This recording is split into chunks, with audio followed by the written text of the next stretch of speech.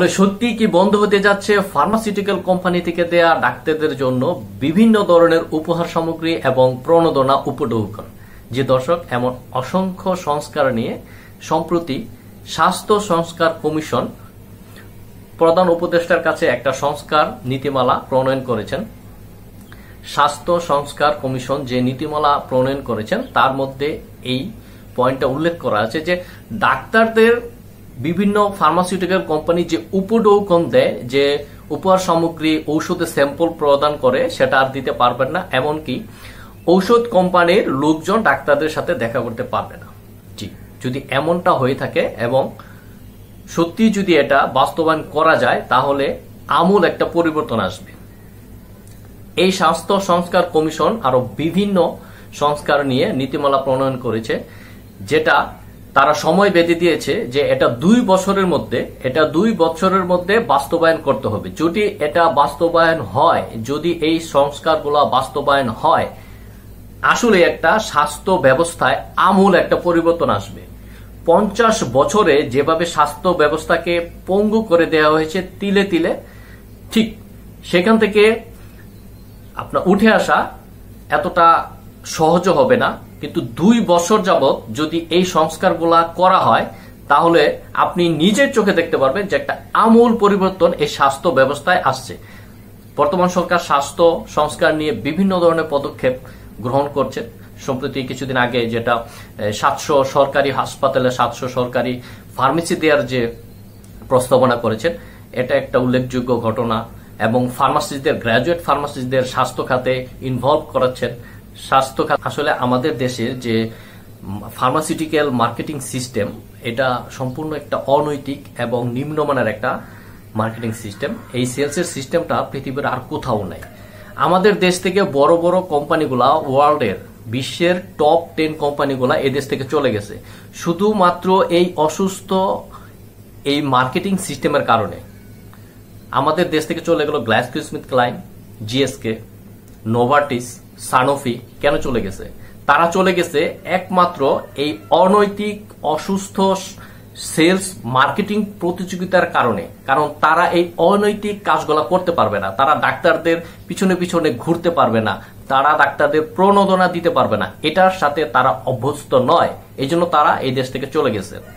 এখন আমাদের দেশে এটা বিস্ফোর হয়ে এখনো রয়ে গেছে। এই সিস্টেমটাকে যদি পাল্টানো না যায়, এই মার্কেটিং সিস্টেমটাকে যদি পাল্টানো না যায়, তাহলে ভবিষ্যতে খুব ভয়াবহ এক পরিস্থিতি মোকাবেলা করতে হবে। এটা ভোগান্তি হবে শুধুমাত্র জনগণ, যারা পেশেন্ট আছেন, যারা রোগী আছে, যারা ঔষধ কিনে খায়, তাদের জন্য এটা খুবই ভোগান্তির হবে। সুতরাং এই কমিশনের যে প্রস্তাবনাটা, এটা খুবই যৌক্তিক এবং এটা অত্যন্ত প্রয়োজন। এটা বাস্তবায়ন করা খুবই জরুরি। আসুন এবার দেখি এটা বাস্তবায়িত হলে উপকৃত হবে কারা। এটা বাস্তবায়িত হলে উপকৃত হবে রোগীরাই, আমরা জনগণ, সাধারণ জনগণ।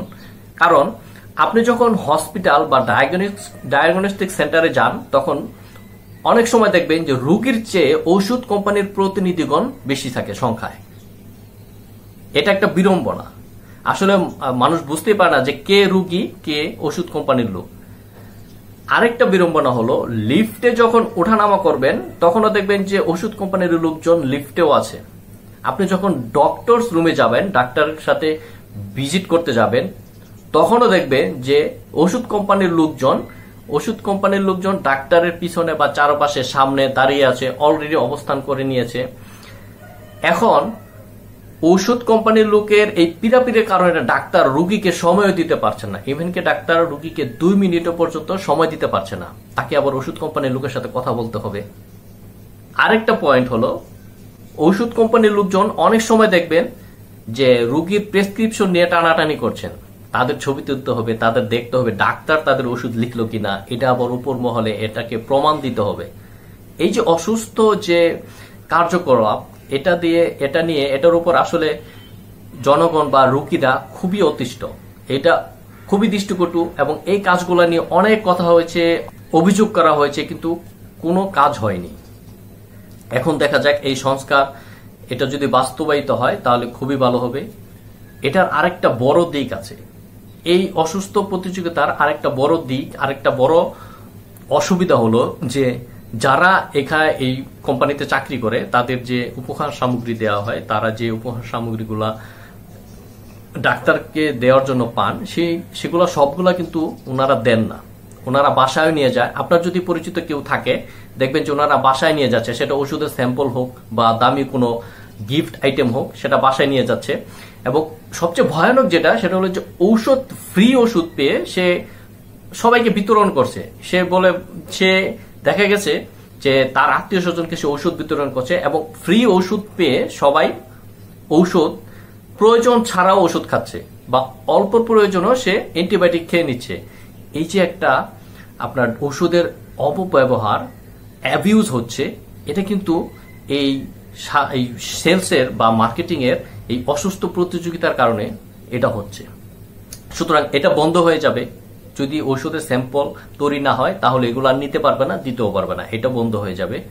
আরেকটা ব্যাপার হলো, এই যে ডাক্তারদের পেছনে এত টাকা খরচ করা হয়, ফার্মাসিউটিক্যাল কোম্পানি যে ডাক্তারদের পেছনে এত টাকা খরচ করে, এই টাকাটা কোত্থেকে উঠায়? এটা ঔষধের দাম থেকেই উঠে এবং ঔষধের যে দাম নির্ধারণ করা হয় এটা থেকেই এই টাকাগুলা উঠে আসে।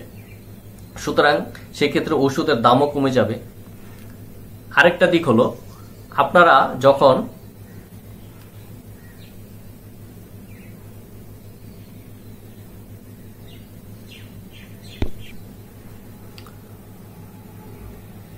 সুতরাং আমরা চাইব যে এই যে স্বাস্থ্য সংস্কার কমিশন যে প্রস্তাবটা রেখেছে, এটা খুবই খুবই গুরুত্বপূর্ণ এবং কার্যকর একটা পদক্ষেপ। এটা যদি বাস্তবায়ন হয়ে যায় তাহলে সর্বসাধারণ মানে জনগণ এবং রোগীরা খুবই উপকৃত হবে এবং আমি মনে করি ডাক্তারদের জন্য ভালো হবে, কারণ তারা নিজেরা একটু ভেবেচিন্তে ওষুধ প্রেসক্রাইব করতে পারবেন, নিজেদের একটা স্বাধীনতা থাকবে। যদি এটা হয় তাহলে খুবই ভালো হবে।